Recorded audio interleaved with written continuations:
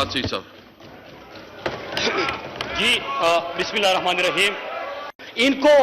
ان کو اگر عدلیہ چاہیے تو جسٹس قیوم کی طرح، ان کو جج چاہیے جسٹس قیوم کی طرح کہ اس کو فون کر کے کہے کہ کس کو اندر کر دو، کس کو باہر کر دو، کس کو کیا سزائے دو. ان کو جرنیل چاہیے جنرل ضیاء کی طرح، جنرل جیلانی کی طرح. ان کو میڈیا وہ چاہیے جو ان کے بیانی کی توسیع کر سکے، تشہیر کر سکے. لیکن اس کے علاوہ کوئی بھی ہو، ججز کو بدنام کر دو، عدلیہ کو بدنام کر دو، سپریم کورٹ کے اوپر حملہ کر دو، فوج کو بدنام کرنے کی سازش چلاؤ، میڈیا کا گلا آپ دباؤ گے. جی بات کریں. اسپیکر صاحب بات کریں. اسپیکر صاحب، یہی ان کا طریقہ واردات ہے کہ پہلے تقریریں جاڑو اور جب جواب دینے کے لیے کوئی اٹھے تو اس کے بعد آپ ایوان سے بھاگ جاؤ یا بائیکاٹ کر دو یا کورم کی نشاندہی کر دو. اسپیکر صاحب، ایک چیز کا میں جواب دینا چلوں. پہلی چیز اسپیکر صاحب یہ کہ اسے کہتے ہیں چوری اوپر سے سینہ زوری. اب جس نقطے کو انہوں نے اٹھایا ہوا ہے اس کا میں جواب دینا چلوں. اسپیکر صاحب، ابھی ہمیں پارلیمنٹ کا اکٹھے ہونے کا بڑا درس دیا گیا، لیکن جیسے ہی اپنی تقریر جھاڑ لیتے ہیں اور کوئی جواب کے لیے اٹھے تو سیدھا 9:30 تو 11 ہو جاتے ہیں. پھر سننے کی ہمت بھی ہونی چاہیے. اسپیکر صاحب، میں آغاز کروں گا جس موصوف کو بنیاد بنا کے، مطلب عجیب ہی سیاست ہے، اور اللہ ہر کسی کو اس دن سے بچائے کہ تمام عمر سہاروں کی آس رہتی ہے، تمام عمر سہارے فریب دیتے ہیں. اب ان کا کام ہو اور جلسازی کے خلاف ہو، جلسازی کے برعکس ہو، یہ ہو نہیں سکتا. میں ذرا جس موصوف کا نام لیا گیا میں اس کے اوپر پہلے آتا ہوں کہ 2015 میں میاں محمد نواز شریف نے اس کو لگایا چیف جج، جس کا حوالہ دے کے اب یہ بیانیہ بنانے کی کوشش کی جا رہی تھی اور عنایت کی گئی اس کو یہ پوزیشن، اور آج اسی کے بیان کو یہ اپنے لیے بیانیہ مرتب کرنے کی کوشش کر رہے ہیں. لیکن عجیب اتفاق دیکھ لیجئے یا ان کا جو طریقہ واردات ہے وہ دیکھ لیجئے کہ 1 گھنٹہ بھی نہیں گزرا تھا کہ 1 گھنٹے کے اندر یہ چیز سامنے آئی. اب یہ کیا ہے سر کہ اگر ہم دیکھیں ایک ہی شخص ہے چارلس ڈراسٹن، وہی نواز شریف کے، مفرور نواز شریف کی بات کر رہا ہوں، وہ نواز شریف کے جو میڈیکل ہے وہ بھی وہ نوٹرائز کر رہے ہیں، نوٹری ان کی طرف سے ہو رہی ہے، اور یہ جو آج کی سٹیٹمنٹ اور اس چیز کی بات ہو رہی ہے وہ بھی وہی شخص ہے. لیکن میں تو ایک چیز سمجھتا ہوں اسپیکر صاحب، اتنی لمبی تقریر جاننے کی ضرورت کیا تھی؟ آج سب ایکسپیکٹ کر رہے تھے کہ جواب اگر ان کے پاس ہوتا تو کیا کہتے. نواز شریف نے جب لندن کی جائیدادیں ان کے سامنے آئی، پاناما لیکس آیا، دنیا میں ایکسپوز ہو گئے، اس ایوان میں آئے اور کہا کہ حضور یہ ہے وہ ذرائع، اور حضور ہے. اور یہ بھی بے شرمی دیکھیے، کہ ان کو مجھ سے گلا یہ کہ ہم ان کو اسپیکر صاحب مجھ سے گلا یہ کہ جو میرے لیڈر نے پیسے چرائے ہیں وہ میرا رسید کیوں نہیں لے کے آ رہا. اندازہ کریں سر، مطلب کوئی بے شرمی کی حد ہوتی ہے سر. کہ حضور یہ ہے وہ ذرائع، حضور یہ ہے وہ ذرائع سے آغاز کیا. پھر اس کے بعد آپ کو یاد ہے کہ جب سپریم کورٹ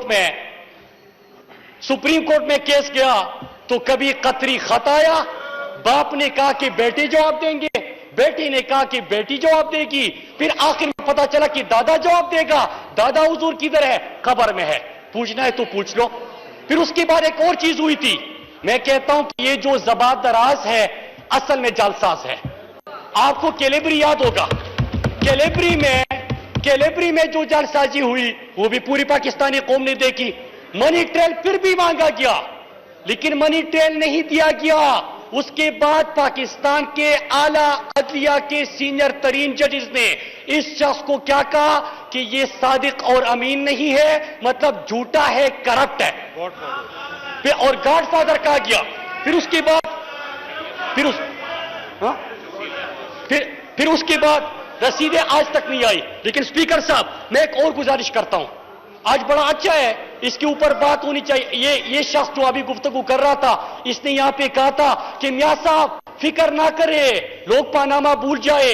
عمران خان نے اس وقت کہا تھا کہ نہ لوگ بھولیں گے نہ میں بھولنے دوں گا، اور آج بھی اللہ کا شکر ہے کہ اس کے اوپر ڈسکشن ہو رہی ہے. اور سر آج اس خبر کو بنانے کی اس کی ضرورت کیوں آئی کہ مریم کا کیس لگا ہے 17 کو، اور اس سے پہلے یہ ہمیشہ بیانیہ کہلتے ہیں، ٹی وی کہلتے ہیں، رسیدیں دکھا نہیں سکتے، اربوں کی جائیدادوں کا جواب دے نہیں سکتے. لیکن اسپیکر صاحب میں چند سوال کرتا ہوں، یہ ان کا طریقہ واردات ہوتا ہے. اسپیکر صاحب ایک اور چیز میں ان سے پوچھنا چاہتا ہوں. اسپیکر صاحب یہ انہوں نے کہا بھی کہ نیاز صاحب نے اقامہ رکھا تھا، پتہ نہیں تنخواہ اور کوئی کہانی اس نے جاڑی. اسپیکر صاحب اگر تھوڑی سی شرم ہوتی نا، میں اسے ابھی سامنے پوچھتا، اگر سامنے بیٹھا ہوتا کہ تھوڑی سی شرم ہوتی ہے، تھوڑی سی حیا ہوتی ہے آپ میں، تو آپ کیا کرتے؟ آپ آج بات کرتے؟ سر اس شخص نے پاکستان کا وزیر خارجہ ہوتے ہوئے خود بھی اقامہ رکھا تھا، اس کے ساتھ جو دائیں ہاتھ میں بیٹھا تھا اس نے اقامہ رکھا تھا. اسپیکر صاحب میرے ملک کا ہر فلے کے foreign minister, interior minister, planning minister, کوئی چوکیدار، کوئی نائی، کوئی نامبائی وہ بنا ہوا ہے، وہاں پہ بیٹھے ہوئے ہیں، تنخواہ لے رہے ہیں. اسپیکر صاحب کس طرح یہ پاکستان کا مقدمہ لڑ سکتے تھے؟ آخری چیز ایک اور، اسپیکر صاحب یہی شخص تھا اور اس کا جو ایک اور ہے شہباز شریف اپوزیشن لیڈر، آج نہیں بیٹھا ہوا. میں ایک سوال کرتا کہ جب نواز شریف کا انہوں نے بیانیہ بنایا کہ پتہ نہیں پیٹ خراب ہے، دل خراب ہے، گردہ خراب ہے، اگر یہاں سے نہیں گیا تو مر جائے گا، اور اسپیکر صاحب جب باہر گیا، ویسے وہ رپورٹ جو ہے نا وہ نوٹری بھی اسی شخص نے کی ہے جو آج یہ کاغذ لہرا رہے ہیں. اسپیکر صاحب جب وہ باہر گیا انہوں نے کیا کہا تھا شہباز شریف نے کہ میں گارنٹر بنتا ہوں، خواجہ آصف اٹھا کہ پورا ایوان اس کی گارنٹی دیتا ہے. آج میں پوچھنا چاہتا ہوں کہ امریکہ افغانستان میں ہار کے چلا گیا، T20 ورلڈ کپ کا فائنل بھی ہو گیا، کرونا بھی اللہ کا شکر ہے اسد عمر صاحب بیٹھے ہوئے ہیں اس پہ قابو پا لیا، اور موسمی بیماری PDM بھی پھر سے آ گئی، لیکن جو لندن دوائی لینے کے لیے گیا تھا آج تک واپس نہیں آیا. اسپیکر صاحب اس ایوان کی عزت اور وقار کی بات کر رہے ہیں، یہ کب ممکن ہوگا کہ جب آپ اپنی ذات کا، اپنی ذاتی مفادات کا مقدمہ ایوان میں نہ لڑے، بلکہ پاکستان کے غریب لوگوں کا، پاکستان کے مزدوروں کا، پاکستان کے محنت کش طبقے کا، ان لوگوں کا مقدمہ آپ اس ایوان میں لڑے.